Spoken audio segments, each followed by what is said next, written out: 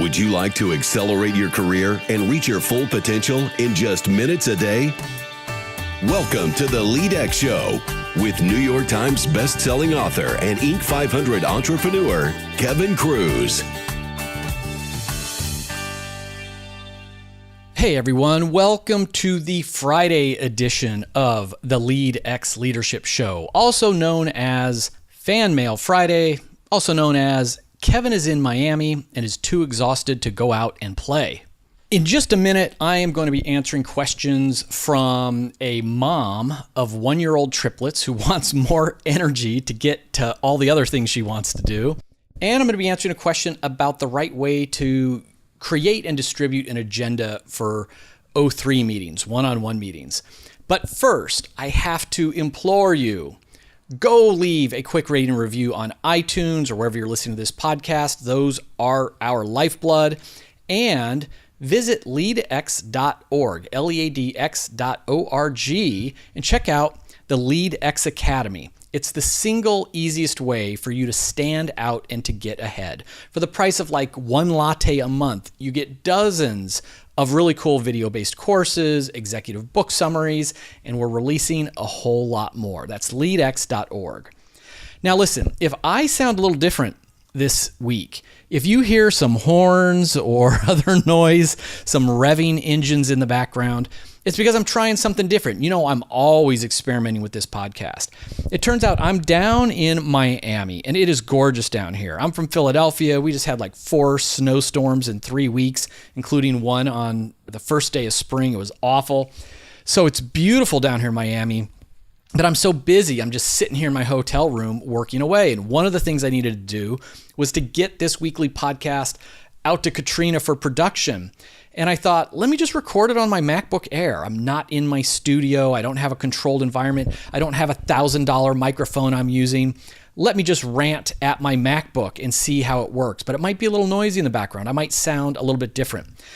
There's a guy named Russell Brunson. For all you solopreneurs, consultants, wannabe consultants, you should look up Russell Brunson. He's an internet marketer and can sometimes come off as a little, pushy, crazy, but has very innovative ideas for online marketing for pretty much any kind of business. And for his podcast, he just speaks into his iPhone. He just carries his iPhone around. And in fact, he does it as a selfie video because then they post both the audio and the video for those who like video podcasts or want to watch them on YouTube. And to me, I always just thought like, wow, that's so rookie and everything. But it's all about the content, right? So I don't know. Let me know. Send me an email, kevin@leadx.org. Does recording on this MacBook Air matter to you? Can you tell the difference? Do you want me to try to do video-based ones, selfie videos, so that you can see this on YouTube? As I'm getting busier and busier and traveling more, I'm just trying to find a way to keep these podcasts going. I hope you had a good week. What's been going on in your world? Tell me. I want to know. My world, like just in the last week, my daughter got into another Boston-based university, so it's not one that I had visited. She hadn't been there in a couple of years. So all of a sudden we're scrambling. I'm taking the Amtrak up, spending the day of Saturday in Boston. And man, I should do a separate rant someday. I won't do one today, but all of these colleges, $50,000 a year tuition, $16,000 to $20,000 a year in room and board and fees. So we're talking, $280, maybe $300 with travel. The price, you could literally pay cash for a ranch home in Bucks County, Pennsylvania, and you would own your home outright if you took that tuition money and just bought a home with it. Think about all the other things that could be done with that money, the people it could serve. Like, I don't know. I think college education, like at those prices, people need to rethink it. You're not doing it for the education, that's for sure. There's a lot cheaper ways to get the education.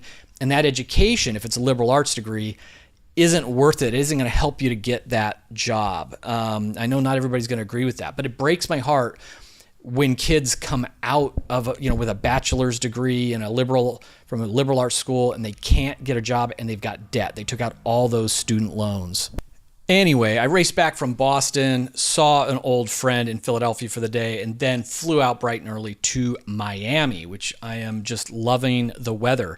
And I'm down here, I don't know if I'm allowed to say the company name or not, so I'm not going to say it, but I just did a speech on artificial intelligence and the human resources industry, AI in HR. And this is for a really big company's CAB meeting. A CAB meeting, CAB, is a customer advisory board.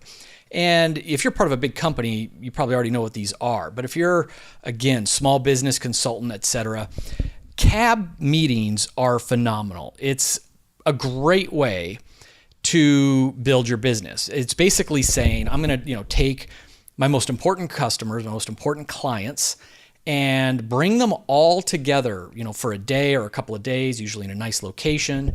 And we are going to, bring in some entertainment. I guess I was the entertainment, some kind of interesting educational thing. And then we're going to talk with each other about trends in the industry and what they want us to be working on. And here's the products we're going to release. We'll give you an early demo. What do you think of them? I mean, this is win-win. And you might be wondering, well, why would customers do all this for free?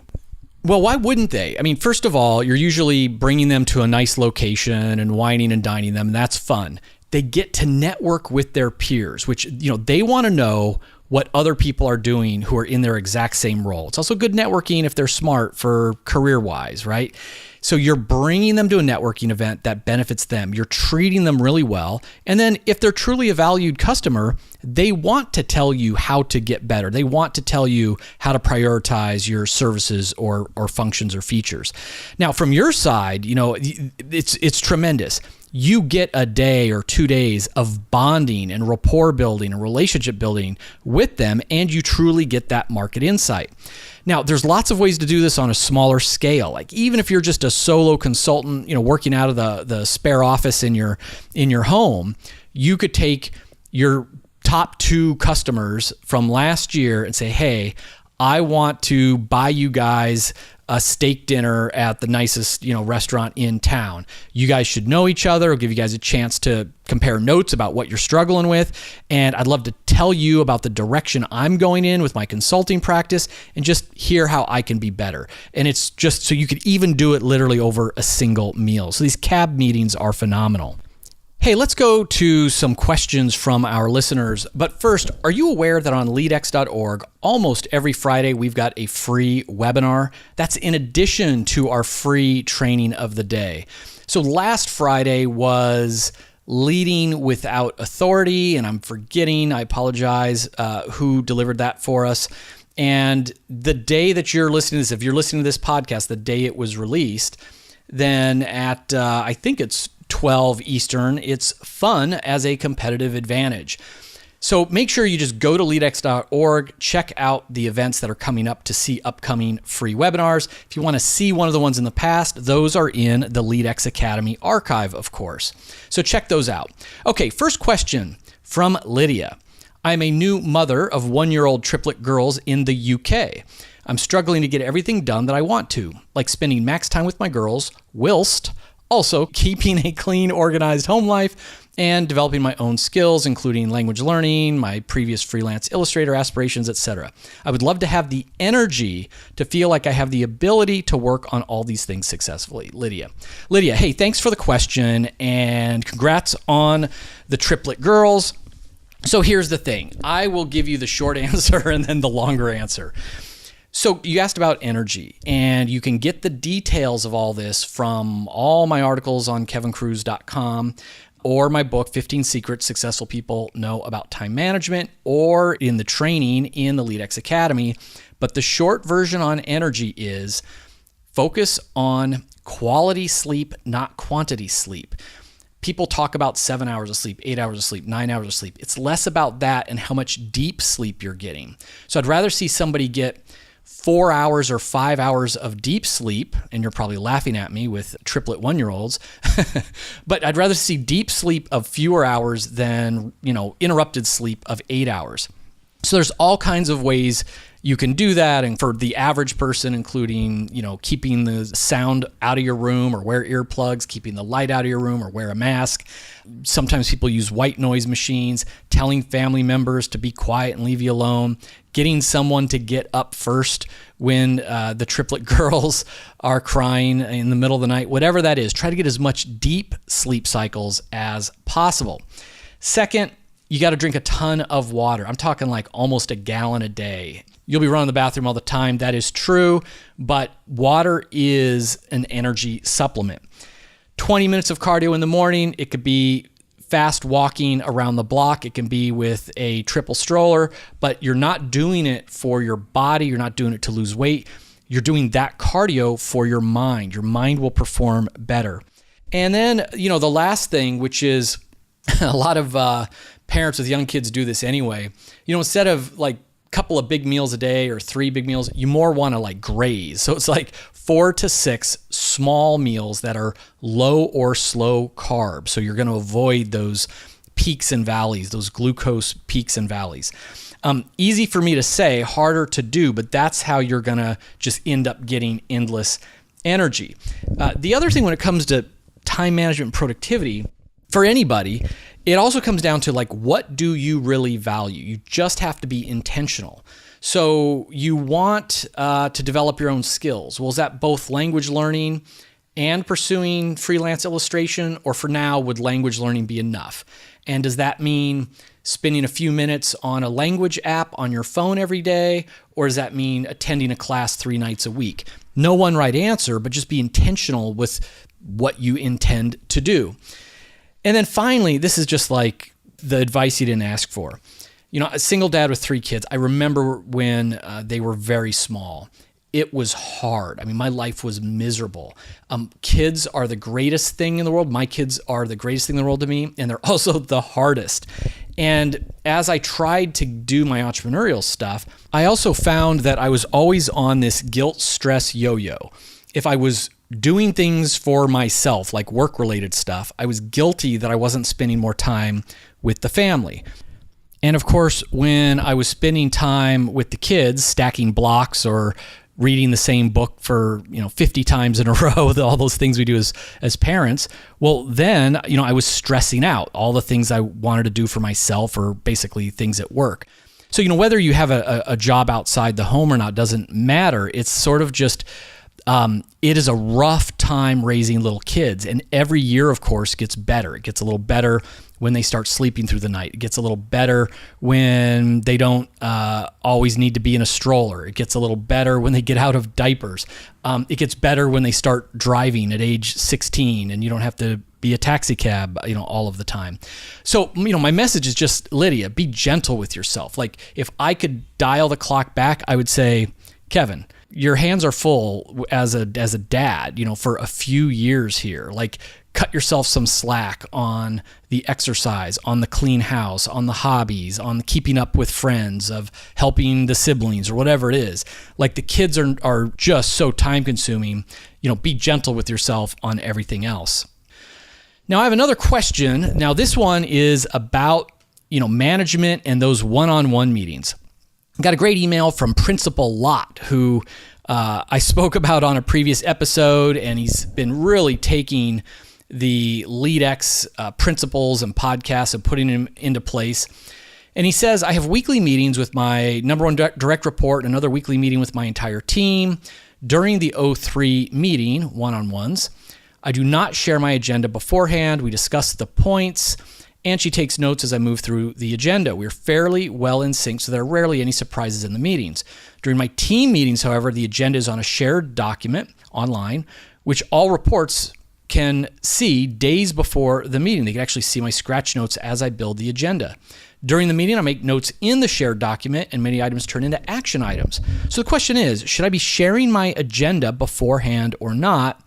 Or am I just overthinking it, as I see benefits to both? Principal Lot. All right, so Principal Lot, again, thanks for being an educator. Thanks for that question. And the big variable is just the fact that you're holding 03 meetings, one-on-one meetings of any kind. So, that's the big win. You're doing great stuff. And the details of the agenda are less important. Having said that, ideally, the agenda would be ahead of time. And this is because ideally, this is the employee's meeting. It's not your meeting as the manager. Now, the system we teach, of course, is that you are facilitating the discussion with questions like, what's on your mind? What's your most important task this week? How can I help? So you are kind of covering the bases. And then the last 5 minutes of your one-on-one is for you to then go through your agenda. But ideally, it's their agenda. So there should be a shared doc that they are putting things on so that you can prepare ahead of time. Maybe they want to ask you about something that happened at the school district meeting, some controversial topic. Maybe there's some parent that's causing some problems, those parents, and they want to get an update on it. I don't know what the issues are in your world, but maybe they have things they could put on the agenda as well. So philosophically, a shared document is great because it's really a joint meeting. Now, having said that, for my own meetings in the real world, most of my team members, I actually don't even have an agenda. The nature of their work is such that not a lot changes week to week. The risk of things derailing is fairly low. But for the one team member who is juggling a lot of projects with short deadlines, with high risk of bad things happening if something derails, I do keep an agenda, and I usually just put it into the notes field of the calendar entry. It's a shared calendar entry, so she can just keep looking at it throughout the week, and she can add things to it as well. I really should move this to a Google document or a Google spreadsheet of some kind, and just haven't really gotten around to do it. Principal Lott, I hope you find that helpful. Again, thank you for being a listener and for all your support. Friends, remember, over the next 10 years, I want to spark 100 million intentional leaders. I need your help. I need you to tell them about the LEADx Show. Tell your colleagues it's the smartest way to start their day. Remember, we are leading whether we want to be or not. If leadership is influence, we are influencing with our words and our silence. How are you going to lead today?